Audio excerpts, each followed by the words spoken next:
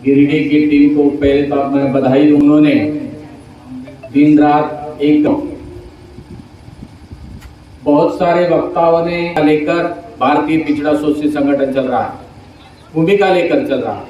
इसलिए उस क्रांति के लिए, उस विचार को समाज में प्रस्थापित करने के लिए हम अपने अपने ढंग से अलग अलग प्रोग्राम कार्यक्रम को देते हैं।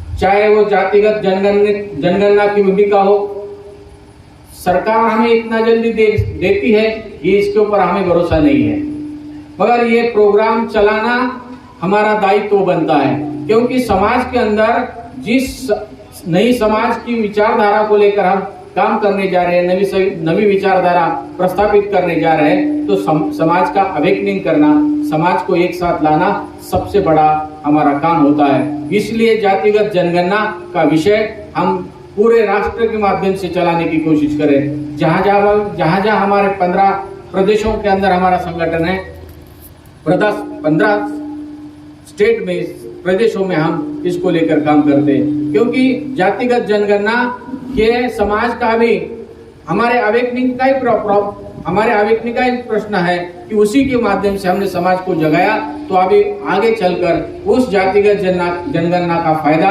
उनको मिलने के लिए हमें अभी 28 अप्रैल को मैं सभी हमारे कार्यकर्ताओं को सूचित करता हूं, विनंती करता हूं कि 28 अप्रैल को हम लोग सभी अपने डीएम के पास एक दिन का धरना देंगे। अपने अपने डीएम के साथ, डीएम के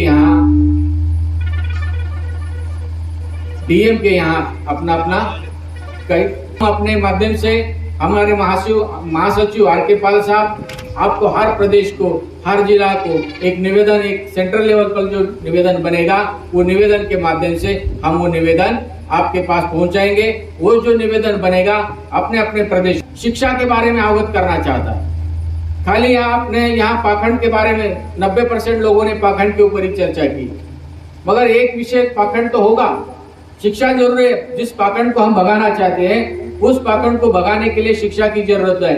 आज इस देश के अंदर नया एजुकेशन पॉलिसी आ चुका है, और उस नए एजुकेशन पॉलिसी के अंदर पूरा का पूरा पाखंड भरा हुआ है, पूरा का पूरा पाखंड भरा हुआ है। उस पॉलिसी के बारे में हम चर्चा करेंगे कि नहीं, या समाज को इस बारे में हम कुछ चेतना देंगे कि नहीं, देना जरूरी है। इसलिए खाली पाखंडवाद पे चर्चा न करते हुए नई किताब, एक तो हिंदी में है या अंग्रेजी में है, उसको आपको पढ़ना होगा। वो हिंदी में है तो 254 पेज, 254 पेजेस की वो किताब है, आप लोगों को डाउनलोड करके करना पड़ेगा। क्योंकि जब तक वो शिक्षा नीति के, हम इधर मंच से बातें कर रहे हैं और हमारे बच्चों को वो पाखंडवाद अपने किताबों से, अपने आवाजों, अपने करिकुलम के माध्यम से विद्यालय में पढ़ाए जा रहे हैं, तो कौन हेवी होगा? वो हो गए अपने आप में, क्योंकि कोई आपको मार्गदर्शन नहीं होगा। आज बहुत सारा ज्ञान, जातीय जनगणना शुरू कर दिया है, बड़ी अच्छी पहल है। अभी नेशनल की तो पता नहीं क्या होगा क्या नहीं होगा, लेकिन आप लोगों को ये बता दूं, मेरा भी अनुभव है कि जातीय जनगणना अगर हो रही है अच्छी बात है, लेकिन उस पर ज़्यादा हम लोगों को जो है उस पर मतलब ज़्यादा ये मत सोचे कि हमको बहुत कुछ मिल जाएगा, ये हम लोग का बहुत बड़ी गलतफहमी है। आप बताइए कि आज के तारीख में भी 72 साल के संविधान के बाद भी हम 85% जग जाहिर है कि नहीं है। 1585 का नारा पूरे देश में फैल रहा है, 40 साल से हम चला रहे हैं। क्या 85% हो करके हम 10-15 ले लिए? आखिर तो जनगणना से ही हमको 85% हो या ना हो, लेकिन मान्यता तो पूरे देश में है ना 85 और 15 की। अगर जनगणना करके हम 90 हो भी जाएंगे तो हम क्या उखाड़ लेंगे? अगर ऐसे ही मुर्दा समाज रहेगा तो कुछ नहीं हो पाएगा। 90 हो जाए, 80 हो जाए, 90 हो जाए, कुछ नहीं हो पाएगा। मुर्दा समाज रहेगा तो कहीं कुछ नहीं मिलने वाला है, और वो मांगने से कोई देने वाला नहीं है। कितना भी डिमांड कर लीजिए, कितना भी धरना कर लीजिए, कुछ भी कर लीजिए, ये जो सरकार आई 8 साल से, आपको ऐसे मांगने से कुछ नहीं देने वाली है। आप धक्का दे देगी, गोली चला देगी, हटा देगी, भगा देगी। आपको इस पर भरोसा कतई मत करिए। इसलिए आपको तन मन धन से, हर परिवार से, हर घर से इस सरकार के खिलाफ जो ब्राह्मणवादी मानसिकता जो 8 साल से सिर्फ और सिर्फ ब्राह्मण और ब्राह्मणवाद के वर्चस्व को बढ़ाने के लिए काम कर रही है, उसके खिलाफ हम सभी को ब्राह्मण और ब्राह्मणवत्व के वर्चस्व को खत्म करने के लिए, कम करने के लिए, कमजोर करने के लिए हमें और आपको काम करना पड़ेगा। देखिए, ब्राह्मणवाद जो है, कुछ लोगों को बहुत डाउट होता है। ब्राह्मणवाद एक बीमारी है हमारे हिंदू समाज में, चाहे भारत में भी, हिंदू समाज के साथ साथ पूरे भारत के हर जनमानस में बीमारी फैल गई है। ब्राह्मणवाद वो बीमारी है जैसे कि मान लीजिए कोई भी इंसान अपने आप को दूसरे से उच्च मानता है और अपने से छोटे वाले को नीच मानता है, वो ब्राह्मणवादी है। चाहे यादव, कुर्मी, कोरी, पासी, अगर भंगी और चमार भी इस चीज को मानता है कि मैं किसी से उच्च हूँ, वो हमसे नीच है, वो भी ब्राह्मणवादी है। एक बीमारी है ये। इस ब्राह्मणवादी बीमारी आप सोच सकते हैं कि आज की बात नहीं है, ये 500 साल से चली आ रही है। अंग्रेजों के पहले मुगलों मुसलमानों ने बहुत कोशिश किया खत्म करने के लिए, नहीं हो पाया। अंग्रेज आए जो कि एक, आप सोच सकते हो कि समता असमता के विचार वाले, वैज्ञानिक सोच वाले, आधुनिक सोच वाले अंग्रेज जो है 300 साल राज किए, वो भी इस बीमारी को दूर नहीं कर पाए। बाबा साहब अम्बेडकर ने संविधान में आर्टिकल 13 और आर्टिकल 51 दे करके भी इस बीमारी को दूर करने की कोशिश किया, नहीं हुआ। संत रविदास ने कितनी कोशिश किया, उनकी जो कविता आज हम पढ़ देंगे तो FIR दर्ज हो जाती है। सावित्रीबाई फुले ने कितनी मेहनत किया, बाबा साहब आपके फुले साहब ने भी बहुत कोशिश किया इस बीमारी को दूर करने की। कहाँ खत्म हो रही है? अब ये बताइए हमें आप लोग कि हम सब कुछ तो डिमांड कर रहे हैं, सब कुछ मांग रहे हैं, हमारा ये मिल जाए, वो मिल जाए। जब तक आपका दिमाग ठीक नहीं होगा, जब तक आपका दिमाग स्वस्थ नहीं होगा, जब तक आपका दिमाग अच्छा नहीं होगा, स्वतंत्र नहीं होगा, तब तक कुछ भी नहीं कर सकते हो, फिर गुलाम हो जाओगे। जो चीज सैकड़ों हजारों साल से एक छोटी सी बीमारी, इतने महापुरुष आए, देखिए कितने महापुरुष बनने पर है, आखिर एक छोटी सी बीमारी भारतीय जनमानस से, दिमाग से क्यों नहीं जा रही है? छुआछूत भेदभाव है कि नहीं है? बीमारी है, हर जनमानस में है कि नहीं है? छुआछूत भेदभाव, ऊंच नीच, ये बीमारी है कि नहीं है? हम जानना चाहते हैं। ये कौन दूर करेगा? कौन चला रहा है? क्यों चलाया जा रहा है? इतने महापुरुष आए और चले गए, क्यों नहीं खत्म हो रही है? इसके कारणों पर जानना पड़ेगा। हमें आपको हर तरह से, हर तरीके से, हर चौराहे पर, हर घर में, हर परिवार में इस पर बात करना पड़ेगा। हमारा शूद्र मिशन जो है, गर्व से को हम शूद्र हैं। बहुत लोगों को कंफ्यूजन हो जाता है कि आप तो गर्व से कह के शूद्र करके बड़ व्यवस्था को आप बढ़ा रहे हो, हिंदू धर्म को बढ़ा रहे हो। कुछ बौद्ध भाई बोलते हैं कि आप तो बौद्ध के खिलाफ जा रहे हो। हमारे यादव भाई बोलते हैं तो हमें कलंकित कर रहे हो, भगवान कृष्ण को ही तुम कलंकित कर दिया शूद्र बना करके, तुम तो बहुत बड़ा अपराधी हो, पापी हो, क्या क्या गालियां देते हैं। सवाल यह है कि इस बीमारी को कौन दूर करेगा, कैसे दूर होगा?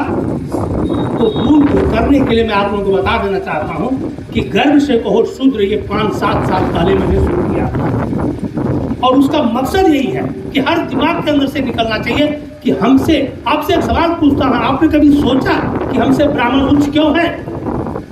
नहीं सोचा था, घर में जाकर रात भर सोचिए कि हमसे ब्राह्मण उच्च क्यों है, हम ब्राह्मण से नीच क्यों है? आखिर है कि नहीं है? अगर है तो हम क्यों है? इस पर तर्क करना पड़ेगा। आपको बता देना चाहता हूँ, जैसे कहा जाता है चमार है, आपके कुम्हार है, लोहार है, यादव है, बड़ई है, तेली है, ये जितने कर्म करें, ब्राह्मण, क्षत्रिय, वैश्य और शूद्र में ज्यादा नहीं जाऊंगा। ब्राह्मण, क्षत्रिय, वैश्य के बारे में तो आप सबको पता है। शूद्र जो है, जितने कर्म करने वाले लोगों को शूद्र कहा गया है। काम करने के अनुसार इनको काम बांटा गया है। और जो आप सोच सकते हैं कि चमार का लड़का 10-12 साल, 15 साल उसके बाप से इंजीनियरिंग सीख करके चमड़े पर रिसर्च दबाता है, वो अछूत कैसे हो सकता? प्रोडक्शन करता था। अगर उसको उसी समय से 1000 साल, 500 साल, 200 साल से अगर बराबर मजदूरी मिली होती तो बंगले में फ्लैट में रहता। एक बड़ा आदमी जिसके हम आमदार, खासदार कहते हैं, विधायक कहते हैं, और जो हॉस्पिटल में जाता है वही हॉस्पिटल में गांव का एक आदमी भी जाना चाहिए, उसे वैसी ही ट्रीटमेंट मिलनी चाहिए। ये सभी छोटे छोटे जो बातें हैं, इस सभी बातों पर हमें गौर करना चाहिए, हमें इस पर भी सोचना चाहिए। ये सभी बातें लेकर हमको हमारे जो भाई बहन हैं उन सभी के पास जाना चाहिए, तभी हम जागरूक हो जाएं। हमारे अधिकार क्या है, हमारे कर्तव्य क्या है, इसकी पहचान हम भूल चुके हैं। क्योंकि वैसा जो पूरा एटमॉस्फेयर है वो क्रिएट कर दिया है। टीवी लगाओ तो भी हमें क्या मिलता है। मैं इस पर नहीं बात करूंगी कि आज क्या चल रहा है, अब सभी को मालूम है। हमें क्या करना है इस पर हमने सोचना चाहिए, सोचने की जरूरत है। तो ज्यादा वक्त नहीं है मेरे पास, तो मैं जो मेरी बहनें यहाँ आई हुई है, तो मैं बहनों को, सभी बहनों को नम्र निवेदन करती हूँ कि आप इस मूवमेंट से जुड़ जाइए, अपनी रूढ़ी परंपराओं से थोड़ा बाहर आइए, छोड़ मत दीजिए। जब तक आप विचारों से पक्के नहीं हो जाते, आप अपनी सशक्त विवेक बुद्धि से विचार नहीं करेंगे, तब तक आप मत छोड़ो उनको, लेकिन सोचो, नई नई बातें सुनो, उस पर चर्चा करो। जैसे दादी जी रही थी, जैसी नानी जी रही थी, जैसी जिंदगी माँ ने जी, जैसी जिंदगी आपने सास ने जी, वैसी जिंदगी आप मत जियो और आपके बच्चों को मत जीने दो। समय बदला है, हमें बदलना चाहिए। और ये बदल जब तक आप ऐसे प्रोग्राम में नहीं आएंगी तब तक नहीं हो। मैं भी आपके जैसी ही थी, रूढ़ी परंपरा पालने वाली, पूजा अर्चा करने वाली, महाराज लोगों के पास जाने वाली।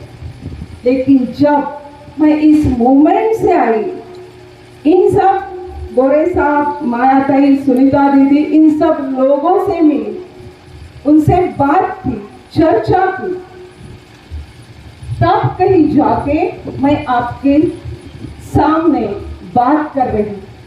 मुझे लगता है मैं जैसे आपके सामने सीना तान के बात कर रही हूँ, वैसे मेरी बहनों ने भी बात करनी चाहिए। धर्म में, उस धर्म में, इस चक्कर में नहीं पड़ना है।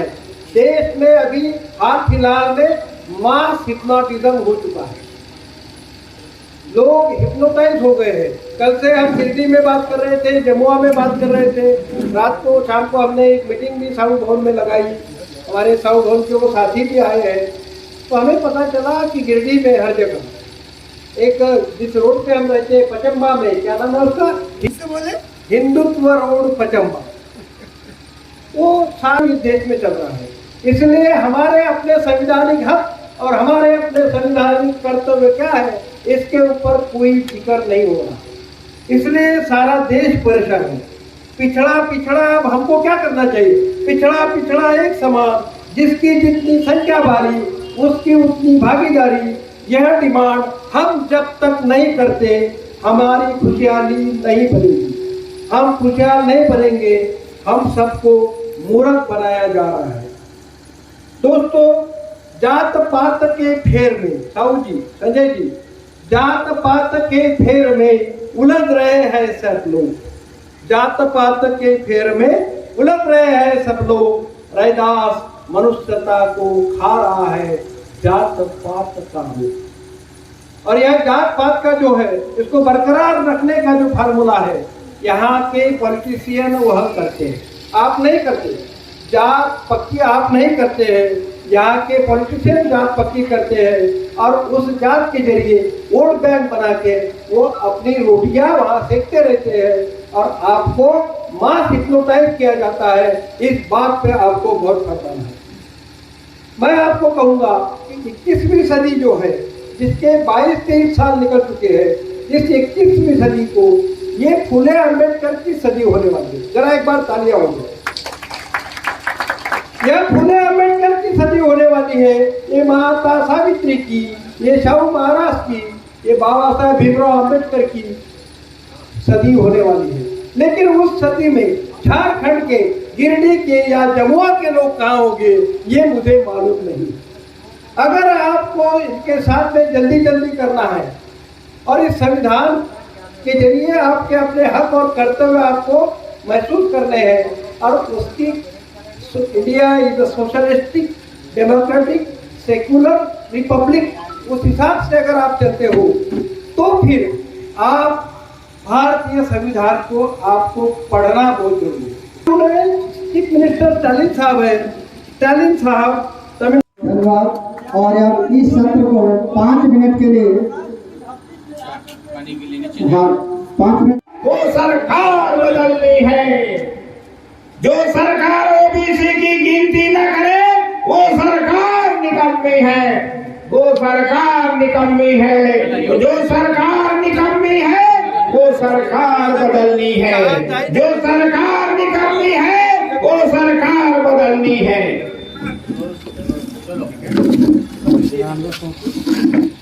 99-34-39 भावों से बहती रसधार जिसमें वह हृदय नहीं वह पत्थर है, इसमें स्वदेश का प्यार नहीं। माननीय अतिथिगण, मंच में उपस्थित सभी अतिथिगण को मेरा नमन है एवं वहां बैठे सभी महिलाएं एवं पुरुषों एवं मेरे भाई बहनों को मेरा नमस्कार है।